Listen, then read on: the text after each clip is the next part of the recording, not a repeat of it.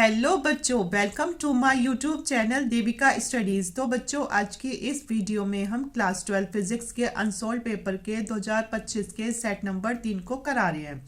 तो आज की इस वीडियो में हम आपको क्वेश्चन नंबर 8वां पूरा करा देंगे। इसके ये जो दोनों क्वेश्चन पूछे गए हैं, तो ये दोनों आपको अच्छे से इस पूरी वीडियो में समझाया गया है। और अगर आपको वीडियो पसंद आए तो अपने दोस्तों के साथ ज़्यादा से ज़्यादा शेयर कीजिए। और आपका दिल से धन्यवाद कि इतना सपोर्ट करने के लिए। तो आइए अब हम अपनी वीडियो को स्टार्ट करते हैं। आज हम इसके पार्ट नंबर 6 को लेकर आए हैं। जिसने इसके पार्ट नंबर 1 से 5 तक नहीं देखे तो वो हमारे चैनल पर जाकर वीडियो को ज़रूर देखें। तो क्वेश्चन नंबर 8वां पूछा गया था कि हाइड्रोजन परमाणु के लिए बोहर की अभिधारणाएं लिखिए। सिद्ध कीजिए कि हाइड्रोजन परमाणु की कक्षीय त्रिज्या यानी r मुख्य क्वांटम संख्या n के वर्ग के अनुक्रमानुपाती होती है। तो ये क्वेश्चन पूरे 5 नंबर का पूछा गया था। इसमें आपसे एक ही क्वेश्चन नहीं पूछा गया है, इसमें आपसे 2 क्वेश्चन पूछे गए हैं। एक तो ये वाला क्वेश्चन पूछ लिया गया और दूसरा इसमें आपको क्या करना है, सिद्ध करना है। ठीक है, तो आइए इसके सबसे पहले वाले क्वेश्चन को देखते हैं कि उसमें क्या पूछा गया है। तो इसमें पूछा गया है हाइड्रोजन परमाणु के लिए बोहर की अभिधारणाएं। तो बच्चों, ये मैंने आपको सेट नंबर 2 में करा रखी हैं, क्योंकि उसमें आपसे क्वेश्चन पूछा गया था कि रदरफोर्ड के मॉडल की कमियों को बोहर ने कैसे दूर किया। और इसमें पूछा गया है कि हाइड्रोजन परमाणु के लिए बोहर की अभिधारणा लिखो। तो ये क्वेश्चन बिल्कुल सेम है। तो आप खुद देखिए कि यही क्वेश्चन सिर्फ अलग तरीके से पूछा गया है, पर दोनों सेटों में पूछा गया है। तो ये क्वेश्चन 2026 के लिए भी इम्पॉर्टेंट है। तो इसमें क्या होता है कि इसमें लिखोगे कि बोहर ने क्वांटम सिद्धांत के आधार पर रदरफोर्ड के परमाणु मॉडल की कमियों को दूर किया। अब जैसे ये है एक हाइड्रोजन परमाणु, ठीक है, तो इसके जो बीच में होता है, मतलब कि जो इसका केंद्र होता है, उसे कहते हैं नाभिक, जिसमें होता है प्लस का चार्ज। तो और ये होती हैं इसकी क्या कक्षाएं, ये 1 कक्षा, ये 2 कक्षा, ये 3 कक्षा, ये 4 कक्षा। तो इन्हें 1 2 3 4 भी नाम दे सकते हैं, या फिर इन्हें KLMN भी नाम दे सकते हैं। ठीक है, तो आप इसमें लिखोगे कि परमाणु की स्थायी कक्षाएं यानी ऊर्जा स्तर होता है इनका। जो ये कक्षाएं होती हैं इन्हें ऊर्जा स्तर भी कहते हैं, मतलब कि इनका एनर्जी लेवल क्या है। अब जैसे आपका एनर्जी लेवल हाई है, तो ऐसे ही इनकी जो ये कक्षाएं हैं, इनका मतलब कि इनका एनर्जी लेवल कितना है, इनका ऊर्जा स्तर कितना है। तो उसे 1 2 3 4 से दिखा देते हैं, या फिर KLMN से दिखा देते हैं। अब इसके बारे में आपको सिर्फ 4 पॉइंट याद रखने हैं। तो सबसे पहला पॉइंट क्या होता है, तो इसके पहले पॉइंट में इनके ऊर्जा स्तर के बारे में ही बताया जाता है कि ये क्या होते हैं। तो इसमें लिखोगे कि इलेक्ट्रॉन लगातार बिना ऊर्जा का उत्सर्जन किए अपनी निश्चित कक्षाओं में घूमते रहते हैं। मतलब कि इलेक्ट्रॉन हैं, तो ये अपनी ऊर्जा का उत्सर्जन किए बिना ही अपनी इन कक्षाओं में घूमते रहते हैं। अब जैसे आप हो, जैसे ये आपकी कक्षा नंबर 1 है, 2 है, 3 है, 4 है। अब अगर आप अपनी कक्षाओं में घूम रहे हो, तो इसका मतलब कि जो आपकी एनर्जी है तो वो तो हो रही है खर्च, पर जो ये इलेक्ट्रॉन होते हैं, तो जब ये अपनी कक्षाओं में घूमते हैं तो इनकी एनर्जी खर्च नहीं होती, बिल्कुल भी उतनी की उतनी ही रहती है। मतलब कि उत्सर्जित नहीं होती, यानी इनकी एनर्जी उतनी की उतनी ही रहती है। तो इसमें ये ही बोला गया है कि इलेक्ट्रॉन लगातार बिना ऊर्जा का उत्सर्जन किए अपनी निश्चित कक्षाओं में घूमते रहते हैं। इस प्रकार प्रत्येक कक्षा की ऊर्जा की मात्रा निश्चित होती है। मतलब निश्चित क्यों होती है ऊर्जा की, जो ये मात्रा है इनकी? अरे जब ये अपनी ऊर्जा बिल्कुल भी खर्च ही नहीं कर रहे और ये अपनी पूरी कक्षा में मतलब घूम भी रहे हैं, पर जब भी इनकी ऊर्जा मतलब खर्च नहीं हो रही, तो इस प्रकार इनकी प्रत्येक कक्षा की जो ऊर्जा की मात्रा है तो वो कैसी होती है, तो वो निश्चित होती है, मतलब है ना। और जिन्हें ऊर्जा स्तर कहते हैं। तो ऊर्जा स्तर क्या होता है, ये जो ये 1 2 3 4 या फिर KLMN है, तो इलेक्ट्रॉन लगातार बिना ऊर्जा का उत्सर्जन किए अपनी निश्चित कक्षाओं में घूमते रहते हैं।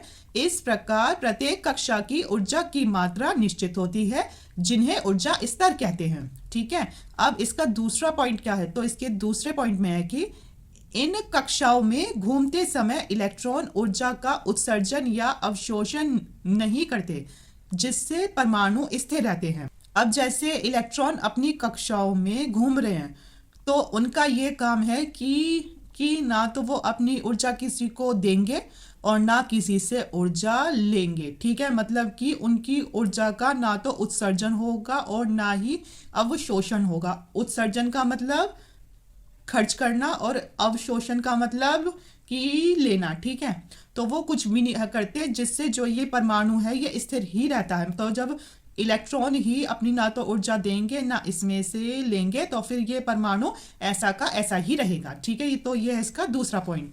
अब इसके तीसरे पॉइंट में क्या कहा गया है, ये तीसरा पॉइंट अच्छे से समझ लीजिए, क्योंकि इसका आगे यूज होने वाला है। तो इलेक्ट्रॉन केवल उन्हीं कक्षाओं में घूम सकता है जिनका कोणीय संवेग mvr का मान h/2 का पूर्ण गुणक है। मतलब कि जो ये इलेक्ट्रॉन इनमें कक्षाओं में घूम रहे हैं, तो ये उसी कक्षा में घूम सकते हैं जिनका कोणीय संवेग जो कि होता है mvr, इसका जो मान होगा तो वो h/2 का पूर्ण गुणक होगा। गुणक का मतलब क्या होगा, गुना में होगा। इसका मतलब ये है कि ये जितनी कक्षाएं लेंगे, जैसे हमने ली n कक्षाएं, तो n का इसमें हो जाएगा क्या, गुना। n का हो जाएगा इसमें गुना। ठीक है, अब इसमें चौथा पॉइंट क्या है, तो इसका चौथा पॉइंट है बच्चों कि जब कोई इलेक्ट्रॉन एक उच्च ऊर्जा स्तर E2 से निम्न ऊर्जा स्तर E1 में कूदता है, तो वह ऊर्जा का उत्सर्जन करता है। ठीक है, कैसे? अब जैसे कि कोई इलेक्ट्रॉन 4 पे है, कोई इलेक्ट्रॉन चौथी कक्षा में है और वो सीधा एक कक्षा में कूद गया, या फिर चौथी से तीसरी में कूद गया। मतलब कि वो चौथी से किस में आया, तीसरी में आया, मतलब कि वो ज़्यादा से कम में आया। तो जब वो ज़्यादा से कम में आया है, तो फिर क्या होगा, तो उसकी ऊर्जा का उत्सर्जन होगा। यानी अब वो अपनी ऊर्जा क्या करेगा, तो अब वो अपनी ऊर्जा खर्च करेगा। और अगर ऐसे ही कोई इलेक्ट्रॉन कक्षा 1 में है, 1 से आया 2 में, मतलब कोई इलेक्ट्रॉन 1 में है, 1 से गया किस में, 2 में, तो वो अपनी ऊर्जा का क्या करेगा, अवशोषण करेगा। मतलब वो उल्टा ऊर्जा ले लेगा, है ना। अगर तुम जा रहे हो, मतलब अगर इलेक्ट्रॉन ज़्यादा से कम की तरफ जा रहा है, तो वो अपनी ऊर्जा को मतलब खर्च कर देगा, यानी उसका उत्सर्जन कर देगा। और अगर कोई इलेक्ट्रॉन कम से ज़्यादा की तरफ जा रहा है, तो उसका क्या होगा, फायदा होगा। तो वो और ऊर्जा क्या कर लेगा, ले लेगा, यानी अवशोषित कर लेगा। तो इसमें यही बात बोली गई है क्या, कि जब कोई इलेक्ट्रॉन एक उच्च ऊर्जा स्तर E2 से निम्न ऊर्जा स्तर E1 में कूदता है, तो वह ऊर्जा का उत्सर्जन करता है, यानी अपनी ऊर्जा को खर्च कर देता है। और जब वह निम्न ऊर्जा स्तर E1 से उच्च ऊर्जा स्तर E2 पर जाता है, तो ऊर्जा का अवशोषण करता है, यानी इसमें उसका फायदा होगा, तो वो ऊर्जा का अवशोषण कर लेगा। तो उत्सर्जित या अवशोषित ऊर्जा की मात्रा होगी डेल्टा E बराबर E2 माइनस E1 होती है। ठीक है, और ऊर्जा, आप ये सोचोगे कि जब मैडम आपने इधर ये समझाया था पहला पॉइंट कि ऊर्जा स्तर क्या होते हैं, या फिर ये दूसरा पॉइंट कि मतलब इलेक्ट्रॉन ना तो अपनी ऊर्जा को खर्च करता है और ना किसी से ऊर्जा लेता है। ठीक है, पर वो सिर्फ उस स्थिति में था कि अगर इलेक्ट्रॉन सिर्फ अपनी कक्षा में ही घूम रहा है, अगर इलेक्ट्रॉन अपनी कक्षा में ही घूम रहा है, तो वो ना तो इलेक्ट्रॉन ऊर्जा का उत्सर्जन करेगा और ना ही अवशोषण करेगा, जिससे परमाणु स्थिर रहता है। और अब जो हम चौथे पॉइंट में कर रहे हैं बात, तो वो ये कर रहे हैं कि इलेक्ट्रॉन या तो ऊपर से नीचे की तरफ आ रहा है या फिर नीचे से ऊपर की तरफ जा रहा है, तो फिर वो ऊर्जा का उत्सर्जन भी करेगा और उसका अवशोषण भी करेगा। तो बच्चों, ये था हाइड्रोजन परमाणु के लिए बोहर की अभिधारणाएं। तो अब इसमें अगला क्वेश्चन क्या पूछा गया, अगले में आपको क्या सिद्ध करना है कि जो हाइड्रोजन परमाणु की कक्षीय त्रिज्या r है तो वो इसके मुख्य क्वांटम संख्या n के वर्ग के अनुक्रमानुपाती होती है। तो चलो इसे सिद्ध करते हैं। तो बच्चों इसमें सिद्ध करना है कि r अनुक्रमानुपाती है n स्क्वायर के। तो आप लिखोगे कि इलेक्ट्रॉन को अपनी कक्षा में घूमने के लिए आवश्यक अभिकेंद्रीय बल नाभिक तथा इलेक्ट्रॉन के बीच वैद्युत आकर्षण बल से प्राप्त होता है। तो अब सबसे पहले आप ये समझो कि अभिकेंद्रीय बल क्या होता है। किसके बारे में समझेंगे? अब हम समझेंगे पहले अभिकेंद्रीय बल के बारे में। तो ये क्या होता है? तो अभिकेंद्रीय होता है कि अगर बच्चों गोल गोल घूमने की बात हो रही है, क्या अगर गोल गोल घूमने की बात हो रही है तो समझ जाओ कौन सा बल लगेगा। तो अभी केंद्रीय बल लगता है, ठीक है। अब जैसे आप खुद गोल गोल घूम रहे हो तो आप ये समझ जाओ कि आप अभिकेंद्रीय बल के साथ घूम रहे हो। और जैसे ही इलेक्ट्रॉन है तो इलेक्ट्रॉन क्या काम करता है? अपनी कक्षा में गोल गोल घूमता है। तो फिर इसे घूमने के लिए कौन सा बल काम करता है? तो ये अभिकेंद्रीय बल काम करता है। तो अभिकेंद्रीय बल क्या होता है कि जो इलेक्ट्रॉन को उसकी कक्षा में गोल गोल घुमाता है, ठीक है। आ गया इतना समझ में? अब आगे क्या है इसमें, और अब हम आगे क्या देखेंगे। तो जैसे कोई परमाणु है, तो ये कोई क्या है? परमाणु है। इसमें इलेक्ट्रॉन घूम रहा है गोल गोल, है ना। इसकी इस कक्षा में इलेक्ट्रॉन गोल गोल घूम रहा है। और इसमें क्या होता है? केंद्र होता है जिसे कहते हैं क्या? नाभिक, ZE। तो आपको पता है। और हाँ, इनके बीच की जो त्रिज्या है तो वो है r। तो उसे त्रिज्या कह लो या फिर उसे आप क्या कह सकते हो? दूरी भी कह सकते हो, ठीक है। तो इलेक्ट्रॉन पर तो होता है माइनस का आवेश, और जबकि जो ये होता है नाभिक, इस पर होता है प्लस का आवेश, ठीक है। तो इसमें आकर्षण बल क्यों काम कर रहा है? अब जो इलेक्ट्रॉन है तो वो नाभिक के चारों ओर अभिकेंद्रीय बल के कारण घूम तो रहा है। अभी आपको समझाया कि इलेक्ट्रॉन जो है तो वो नाभिक के चारों ओर किस बल के कारण घूमता है? तो वो अभिकेंद्रीय बल के कारण घूमता है, ठीक है। घूम तो रहा है, पर आपको ये भी पता है कि इलेक्ट्रॉन पर होता है कौन सा आवेश? इलेक्ट्रॉन पर होता है इसमें माइनस का आवेश, और जबकि इसमें नाभिक पर होता है प्लस का आवेश, ठीक है। अब ये आवेश कैसे हैं? तो ये दोनों प्लस और माइनस, तो ये है कौन से आवेश? तो ये है बच्चों विपरीत आवेश। और आपको पता है कि अगर विपरीत आवेश होते हैं तो ये एक दूसरे को अपनी ओर खींचते हैं, मतलब ये क्या आ जाते हैं? तो ये पास पास आ ये जाते हैं, ठीक है। तो जिससे कौन सा बल लगता है? तो इससे आकर्षण बल लगता है। आकर्षण बल कब लगता है? तो आकर्षण बल जब लगता है जब दो विपरीत आवेश हों तो वो एक दूसरे को अपनी ओर खींचते हैं। तो कौन सा बल लगता है? आकर्षण बल लगता है। और इसमें दूसरा है अभिकेंद्रीय बल। तो अभिकेंद्रीय बल होता है जो कि इलेक्ट्रॉन को उसकी कक्षा में गोल गोल घुमाता है।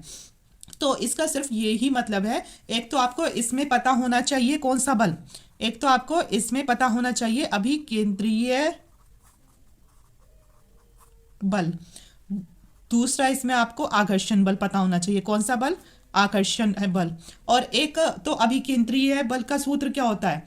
तो अभिकेंद्रीय बल का सूत्र होता है mv² के, और जबकि आकर्षण बल का सूत्र होता है 1/4πε0 गुना Q1 गुना Q2/r² के, ठीक है। अब इसमें तीसरी चीज क्या काम आएगी? तो इसमें हमारी बोहर की परिकल्पना काम आएगी। तो वो क्या थी? तो आपको अभी जो क्वेश्चन कराया है उसमें तीसरा पॉइंट देखना, आपको उसमें समझाया था कि इलेक्ट्रॉन केवल उन्हीं कक्षाओं में घूम सकता है जिनका कोणीय संवेग यानी mvr, क्या mvr का मान किसका पूर्ण गुणक हो? h/2π का पूर्ण गुणक हो। तो आपको समझाया था कि ये कक्षा हम समझ लेते हैं कौन सी है? n। तो n का पूर्ण गुणक हो जाएगा। अगर आपको ये तीनों के सूत्र है पता तो आप r अनुक्रमानुपाती n² आराम से निकाल लोगे, ठीक है। इसके लिए आपको इन तीनों का पता होना चाहिए। तो आप सबसे पहले इसमें लिखोगे कि अगर इलेक्ट्रॉन को अपनी कक्षा में घूमने के लिए कौन सा बल चाहिए? अभिकेंद्रीय बल चाहिए। तो नाभिक और इलेक्ट्रॉन के बीच वैद्युत आकर्षण बल से प्राप्त होता है ये। तो मतलब अभी केंद्रीय बल का सूत्र बताया था, mv²/r बराबर है किसके? तो ये आकर्षण बल के बराबर है। आकर्षण बल का सूत्र होता है 1/4πε0 गुना Q1 गुना Q2 और बटे में r² के। अब बच्चों इसमें Q1 और Q2 क्या है? आवेश। तो अभी बताया है इसमें, एक तो इलेक्ट्रॉन पर आवेश होता है, एक इस पर होता है नाभिक पर। तो एक आवेश हुआ Q1 जो कि है क्या? प्लस Ze, जो कि क्या है? इसके इस पर है, नाभिक पर। और दूसरा आवेश है इलेक्ट्रॉन, है ना, जो कि किसका होता है? माइनस का होता है।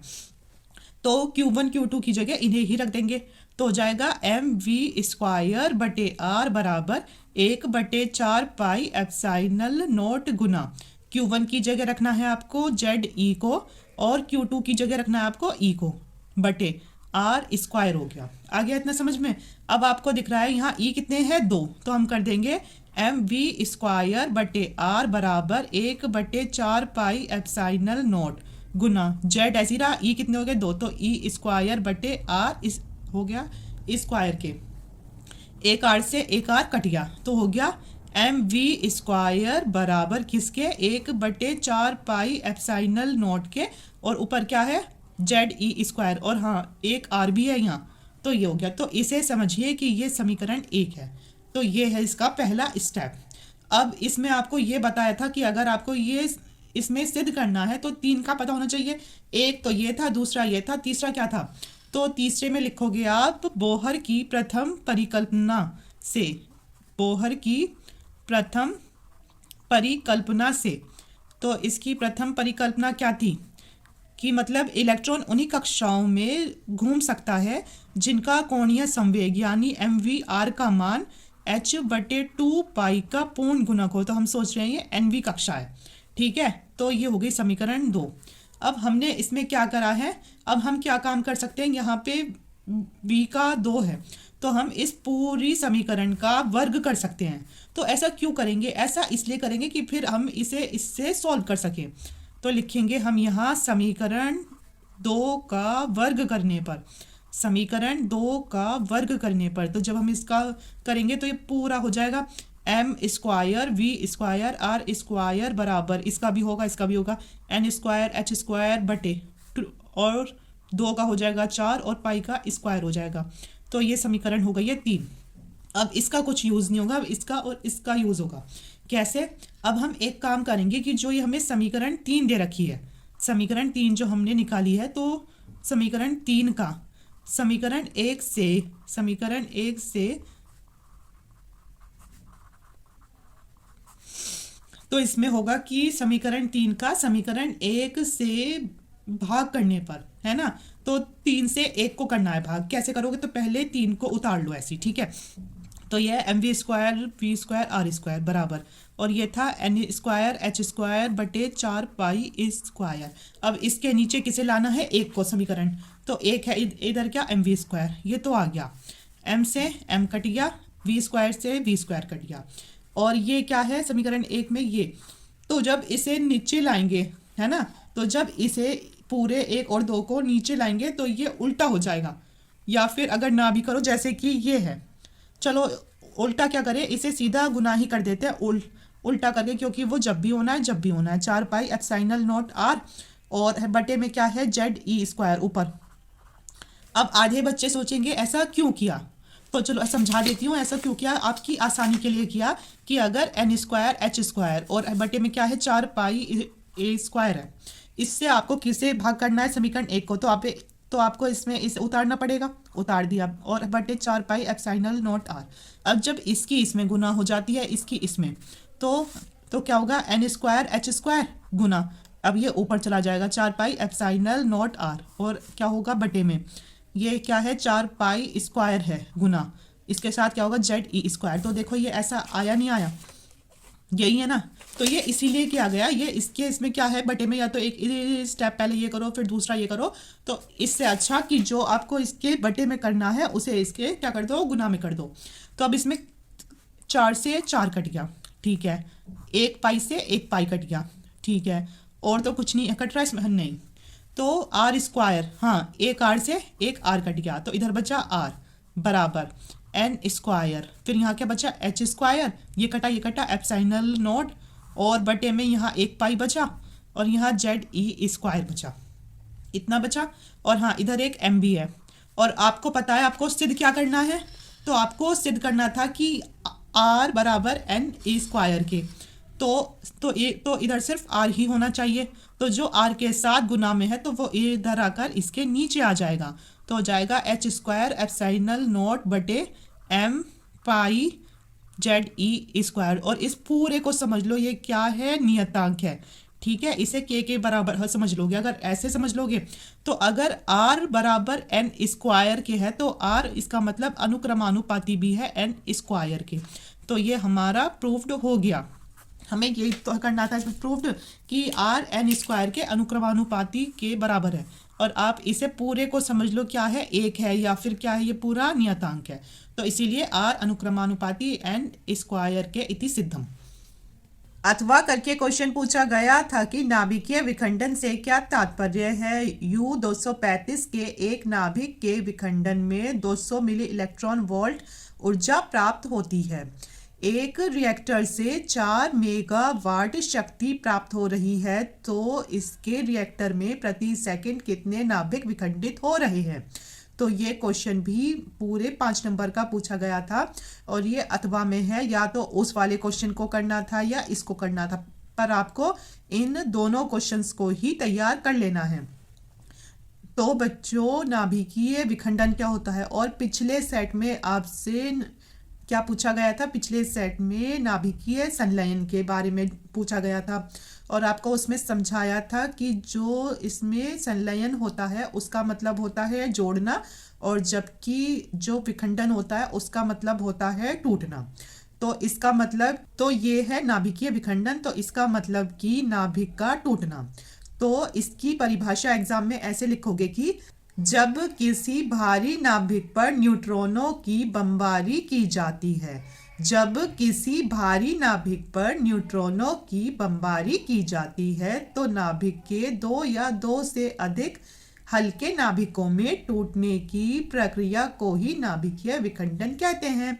अब जैसे एग्जाम्पल के लिए हम ले लेते हैं कोई भारी नाभिक हो गया क्या, यूरेनियम, जिसका परमाणु क्रमांक होता है क्या 92 और इसका परमाणु भार होता है 235, ठीक है। अब इस पर किसकी बमबारी की जाती है, तो इस पर हम कर रहे हैं किसकी, न्यूट्रॉनों की बमबारी। तो न्यूट्रॉन का होता है 0n1। तो जब इसकी बमबारी की गई तो हमें क्या क्या मिला, एक तो मिला हमें क्या बेरियम, और दूसरा मिलता है इसमें हमारा क्या क्रिप्टन। तो जो बेरियम होता है इसका परमाणु क्रमांक होता है 56 और इसका मतलब इसकी द्रव्यमान संख्या होती है 141, और जो क्रिप्टन होता है इसका परमाणु क्रमांक होता है 36 और इसकी द्रव्यमान संख्या होती है हमारी क्या 92। और इसमें क्या निकलता है, जब हम इसमें किसकी बमबारी करते हैं, तो जब हम इसमें न्यूट्रॉन की बमबारी करते हैं तो हमें इसमें क्या मिलता है, न्यूट्रॉन भी मिलता है साथ में, वो भी कितना 3 न्यूट्रॉन होंगे मिलेंगे, ठीक है। जब हम एक न्यूट्रॉन की बमबारी करेंगे तो हमें 3 न्यूट्रॉन भी मिलते हैं, और साथ में क्या मिलेगी, ऊर्जा, और साथ में इसमें निकलेगी ऊर्जा, मतलब इसकी ऊर्जा होती है, वैसे आप लिख भी सकते हो नहीं भी, वैसे इसकी ऊर्जा होती है 200 मिली इलेक्ट्रॉन वोल्ट, चाहे इसे लिखो या ना लिखो, बस ऊर्जा ही लिख देना, ठीक है। तो इधर नीचे है हमारा क्या 92, और जब हम इन्हें दोनों को जोड़ेंगे तो हमारा मिल जाएगा क्या 92। ऊपर क्या है, ऊपर है 235 और एक 236, ठीक है, तो हमें लाना है 236। तो अगर हम इसे जोड़े तो ये तो आ गया 3 और 9 4 13, मतलब कि 233 है ना, 233 और 3 है यहाँ, तो और 3 हो गए 236, तो ये कितने थे, तो ये टोटल थे 236। तो ये है इसका एग्जाम्पल। अब आगे इसमें हमें क्या दे रखा है, एक तो इसमें हमें एक न्यूमेरिकल दे रखा है, तो ये इसमें न्यूमेरिकल में क्या क्या दे रखा है, एक तो दे रखा है इसमें कि ऊर्जा कितनी है इसकी 200 मिली इलेक्ट्रॉन वोल्ट दिया है, आप लिखोगे कि दिया है, क्या क्या दिया है कि ऊर्जा एनर्जी यानी ई दिया है 200 मिली इलेक्ट्रॉन वोल्ट। आपको एक बात समझा दूँ, अगर मिली और साथ में चाहे मेगा हो, मतलब मिली और मेगा क्या है, दोस्त दोस्त, अगर इन्हें हटाते हैं तो क्या लगाते हैं, 10 की घात 6। अगर आप मिली को हटाओगे तो भी आप क्या लगाओगे, 10 की घात 6, और अगर आप इस मेगा को हटाओगे तो भी लगाओगे 10 की घात 6, क्योंकि मिली और मेगा क्या है, दोस्त है, ऐसे मतलब कि समझ लीजिए।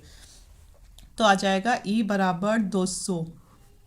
तो अगर इसके मिली को हटाया तो लगाएंगे 10 की घात 6 से गुना, और इलेक्ट्रॉन वोल्ट को किस में चेंज करना है, जूल में। तो आपको पता है इलेक्ट्रॉन पर आवेश कितना होता है, 1.6 गुना 10 की घात -19, क्या आ जाएगा, जूल। तो E बराबर हो जाएगा, अगर हम इसकी इसमें गुना करेंगे तो हो जाएगा 16 दूनी क्या होगा, 32, 32 तो 3.2, तो ये हो गया। और इसके पीछे 2 जीरो भी है, तो इस 2 जीरो को कर दो 10 की घात 2 गुना 10 की घात 6 गुना 10 की घात -19 जूल, हो गया इतना। अब क्या काम करेंगे, E बराबर 3.2 गुना 10 की घात 6 और 2 8, 8 ये है और -19 ये है, तो 19 में से अगर 8 जाएगा तो आएगा 10 की घात -11। तो E बराबर 3.2 गुना 10 की घात -11 जूल के। अब इसमें दूसरा क्या दे रखा है, तो इसमें दूसरा दे रखा है आपको क्या, शक्ति। शक्ति कितनी दे रखी है, 4 मेगावाट की शक्ति है। दूसरा इसमें दे रखी है क्या, शक्ति, जो कि है P, जो कि दे रखी है 4 मेगावाट। अब क्या आ गई, अब आ गई है क्या, मेगा। आपको पता है मिली और मेगा होती हैं दोस्त दोस्त, अगर इन्हें हटाएंगे तो लगाएंगे 10 की घात 6, तो P बराबर होगा 4 गुना 10 की घात 6, ठीक है, वाट के। अब हमसे क्वेश्चन क्या पूछा गया है, अब हमसे क्वेश्चन पूछा गया है कि प्रति सेकंड कितने नाभिक विखंडित हो रहे हैं, है ना। तो आप इधर लिखोगे प्रति सेकंड नाभिकों का विखंडन, नाभिक का विखंडन कितने का हो रहा है। तो अब देखेंगे इनकी कितनी संख्या है। तो ऊपर तो आएगा प्राप्त शक्ति, या फिर शक्ति भी लिख सकते हो, P तो आएगा ऊपर और E आएगा नीचे, जिसे लिख देंगे एक नाभिकीय विखंडन की ऊर्जा, एक नाभिकीय विखंडन की ऊर्जा, ठीक है, ठीक है। तो ये हो जाएगा P बटे E भी लिख सकते हो। तो हमारी शक्ति है 4 गुना 10 की घात 6, और नीचे क्या है, E का मान है 3.2 गुना 10 की घात -11, है ना, जूल के हो गया। अब जब हम इसका दशमलव हटाएंगे तो यहाँ क्या लग जाएगा, 1 जीरो इसके पीछे आ जाएगा, मतलब जैसे ये 4 था, यहाँ था 3.2, तो जब ये दशमलव हटाया 1 जीरो आया यहाँ 10 की घात 6 और यहाँ 10 की घात -11 है। तो अब इसे अगर इससे काटते हैं तो ये कितना आ जाता है, तो ये आता है 8 पंजे 40 और 8 चौके 32, ठीक है। तो जब करेंगे अब यहाँ क्या, तो ये 5/4 गुना 10 की घात कितनी, 6 ऊपर है, और ये जब ऊपर चली जाएगी तो ये किसकी हो जाएगी, प्लस की 11। तो होगा, अगर हम 4 को 5 से भाग करेंगे, 4 एकम 4, 5 में से 4 गया 1, तो 4 दूनी 8, तो आ जाएगा क्या, 4 पंजे 20, तो आ गया 1.25 गुना 10 की घात कितनी होगी, 11, और 6 हो गई हैं 17। तो ये है हमारा, तो इसका जो आंसर होगा तो आ जाएगा 1.25 गुना 10 की घात 17, इसका आंसर होगा।